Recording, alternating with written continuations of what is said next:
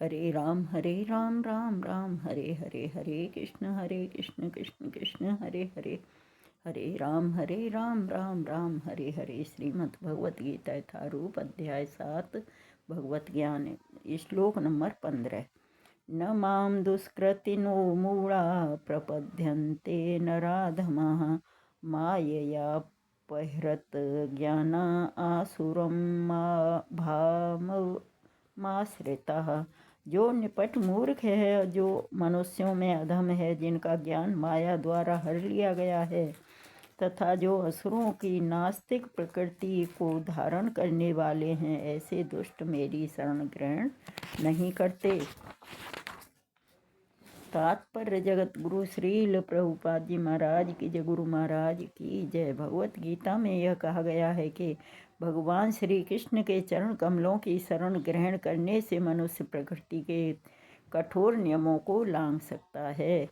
यहाँ पर यह प्रश्न उठता है कि फिर विद्वान, दार्शनिक, वैज्ञानिक, व्यापारी, शासक तथा जनता के नेता सर्वशक्तिमान भगवान श्री कृष्ण के चरण कमलों की शरण ग्रहण क्यों नहीं करते। बड़े बड़े जन नेता विभिन्न विधियों से विभिन्न योजना बनाकर अत्यंत धैर्यपूर्वक जन्म जन्मांतर तक प्रकृति के नियमों से मुक्ति की खोज करते रहते हैं, किंतु यदि वही मुक्ति भगवान श्री कृष्ण के चरण कमल की शरण ग्रहण करने मात्र से संभव हो, तो ये बुद्धिमान तथा श्रमशील मनुष्य इस सरल विधि को क्यों नहीं अपनाते।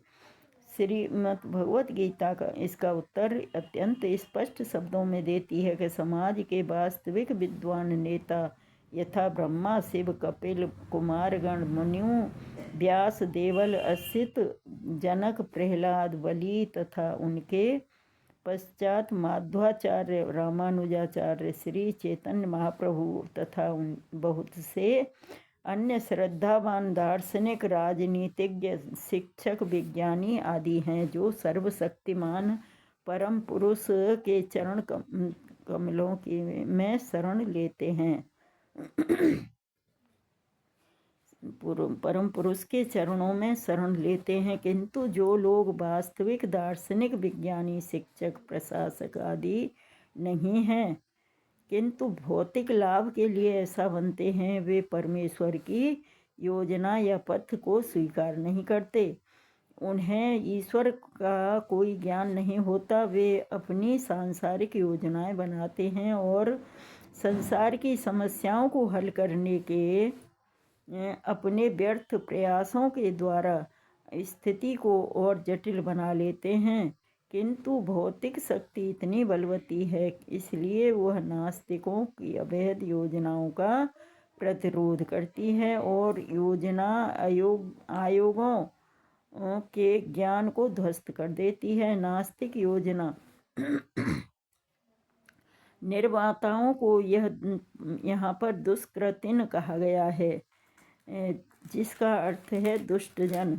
कृति का अर्थ है पुण्यात्मा। नास्तिक योजना का निर्माता कभी कभी अत्यंत बुद्धिमान और प्रभावशाली भी होता है, क्योंकि किसी भी विराट योजना के लिए, चाहे वह अच्छी हो या बुरी, बुद्धि की आवश्यकता होती है। लेकिन नास्तिक की बुद्धि का प्रयोग परमेश्वर की योजना का विरोध करने में होता है। इसीलिए नास्तिक योजना निर्माता दुष्कृति कहलाता है, जिससे सूचित होता है कि उसकी बुद्धि तथा प्रयास उल्टी दिशा की ओर होते हैं।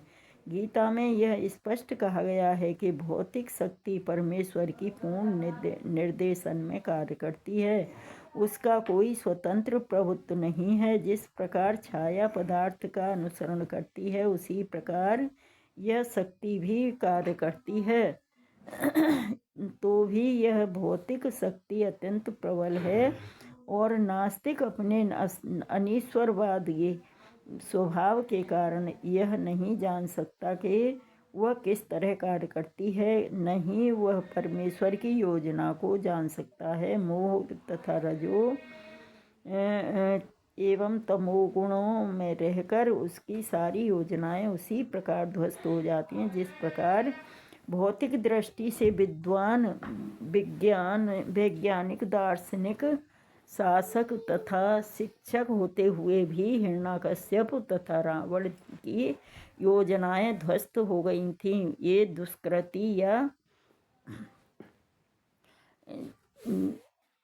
दुष्कृति या दुष्ट 4 प्रकार के होते हैं, जिनका वर्णन नीचे दिया जाता है। मूढ़, वे जो कठिन श्रम करने वाले भारवाही पशुओं की भांति निपट मूर्ख होते हैं। वे अपने श्रम का लाभ स्वयं उठाना चाहते हैं, अतः वे भगवान को उसे अर्पित करना नहीं चाहते। भारवाही पशु का उपयोग उदाहरण गधा है।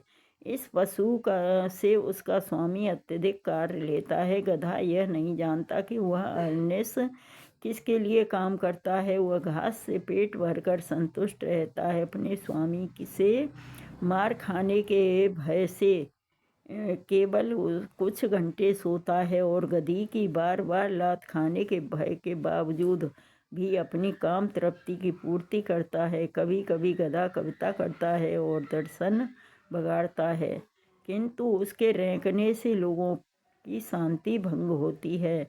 ऐसी ही दशा उन सकाम कर्मियों की है जो यह नहीं जानते कि वे किसके लिए कर्म कर रहे हैं। वे यह नहीं जानते कि कर्म यज्ञ के लिए है। ऐसे लोग जो अपने द्वारा उत्पन्न कर्मों के भार में से दबे रहते हैं, प्रायः यह कहते सुने जाते हैं कि उनके पास अवकाश कहाँ है कि वे जीव की अमरता के विषय में सुने।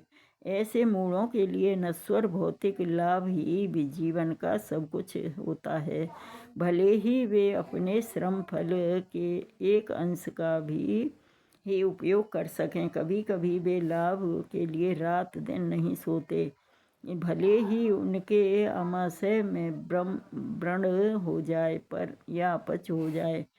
वे बिना खाए ही संतुष्ट रहते हैं। वे मायामय स्वामियों के लाभ हेतु अहर्निश काम में व्यस्त रहते हैं। अपने असली स्वामी से अनभिज्ञ रहकर ये मूर्ख कर्मी माया की सेवा में व्यर्थ ही अपना समय गंवाते हैं। दुर्भाग्य तो यह है कि वे कभी भी स्वामियों के परम स्वामी की शरण में नहीं जाते, न ही वे सही व्यक्ति से उसके विषय में सुनने में कोई समय लगाते हैं। जो सूगर विष्ठा खाता है वह चीनी तथा घी से बनी मिठाई की परवाह नहीं करता।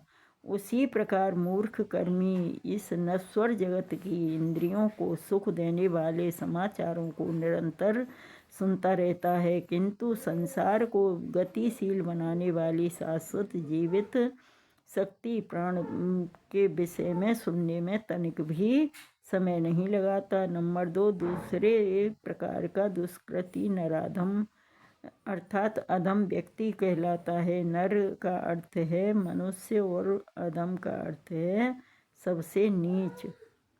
84 लाख योनियों में से 4 लाख मानव योनियां हैं। इनमें से अनेक निम्न मानव योनियां हैं, जिनमें से अधिकांश असंस्कृत हैं।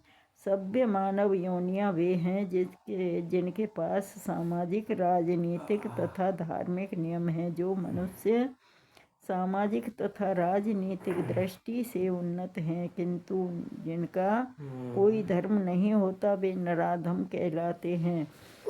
धर्म ईश्वर विहीन नहीं होता, क्योंकि धर्म का प्रयोजन परम सत्य को तथा उसके साथ मनुष्य के संबंध को जानना है। भगवत गीता में भगवान स्पष्टतः कहते हैं कि उनसे परे कोई भी नहीं और वे ही परम सत्य हैं।